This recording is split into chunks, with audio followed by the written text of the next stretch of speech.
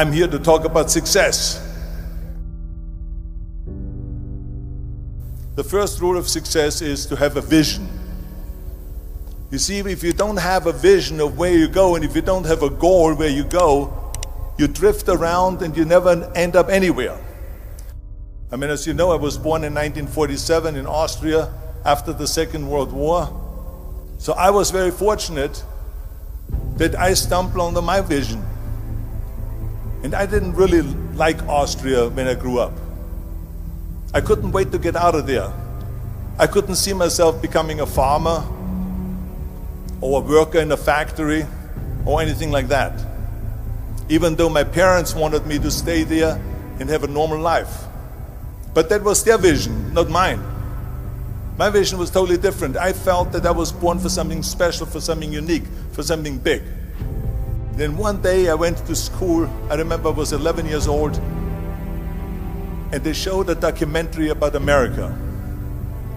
And there they showed in this documentary the huge skyscrapers, the high-rises, the huge bridges, the 6-lane freeways, and all of this stuff. And I said to myself, that's where I want to be.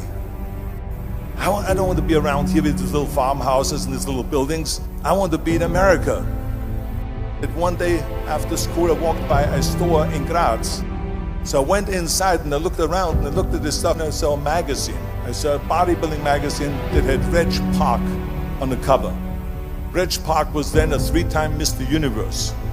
And I saw him on the big screen as Hercules.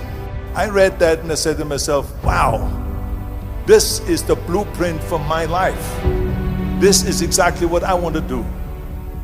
I want to become a bodybuilding champion just like Reg Park. I want to get into movies just like Reg Park. And I want to make millions of dollars and be rich and famous just like Reg Park. Do you know how great it felt that I knew where I was going? Imagine the majority of people don't know where they're going. I knew where I was going, that I'm going to become this bodybuilding champion just like him. So it was just a question of how do you do it? I was so relieved, because when you have a goal, when you have a vision, everything becomes easy. So people always ask me, when they saw me in the gym in the pumping iron days, they say, why is it that you're working out so hard? 5 hours a day, 6 hours a day, and you have always a smile on your face. And I told people all the time, I said, because to me, I'm shooting for a goal. In front of me is the Mr. Universe title. So every rep that I do gets me closer to accomplishing that goal, to make this goal, this vision turn into reality.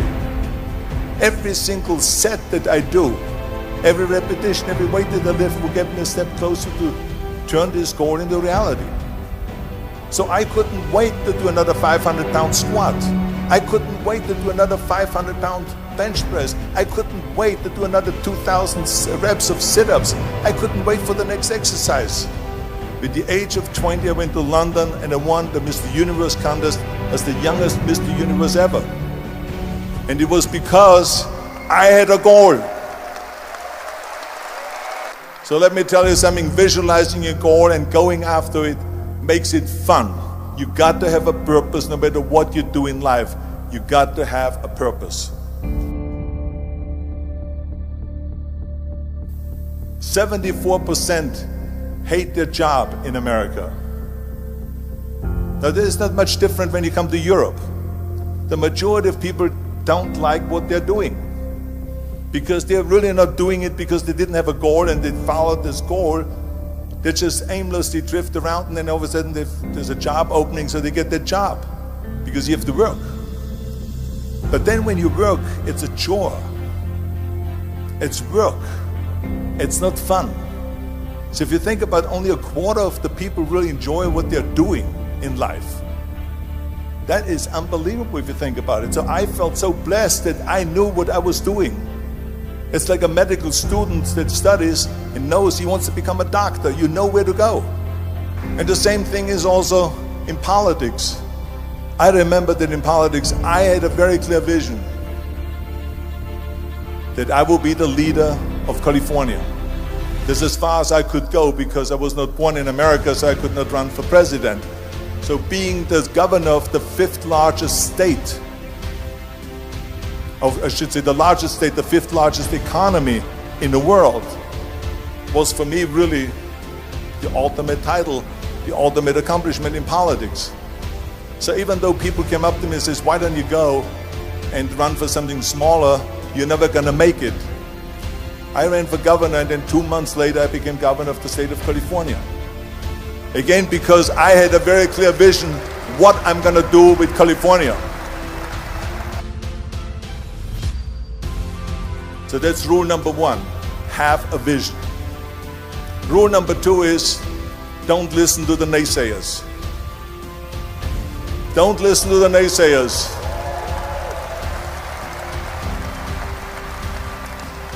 Everything I ever did, the thing that I heard out of people's mouth was, that's impossible. That can't be done. Or no. That is exactly what I heard, and of course I proved to the people that it can't be done.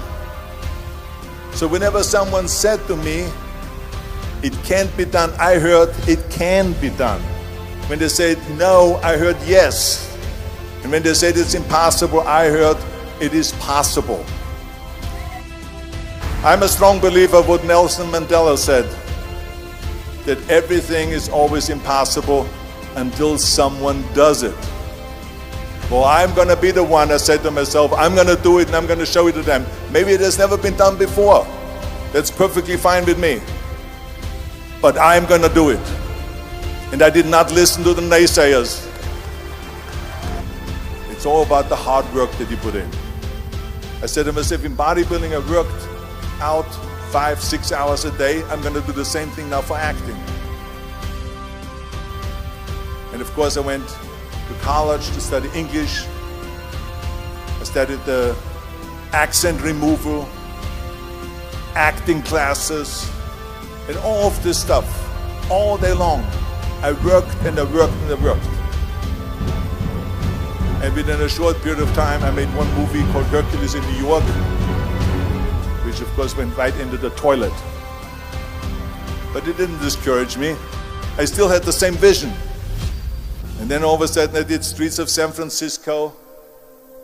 I did Stay Hungry and Pumping Iron and The Villain. And then all of a sudden I was asked by Dino De Laurentiis and by Universal Studio to star in Conan the Barbarian. And after I did Conan the Barbarian, the director at the press conference said to the press, the director was John Milius, he said to the press, if we wouldn't have had Arnold, we would have had to build one. So think about that.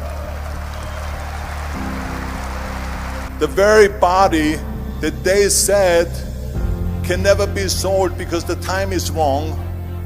A few years later, I'm doing Conan the Barbarian, and it was the #1 hit at the box office when it came out in the summer of '82. Think about that. And the director says, if we wouldn't have had his body, we would have had to build one. So all of a sudden, my body became an asset, not a liability. And the same thing was with Terminator. After we were finished filming Terminator, Jim Cameron said to the press, if Arnold wouldn't have had that accent and talked like a machine, I think the movie wouldn't have worked. So think about that. The body and the accent that they attacked was an asset. But I didn't listen to those losers. I didn't listen to them at all. It's just the reality of it is that you cannot listen to the naysayers. So this is a very important lesson for all of you.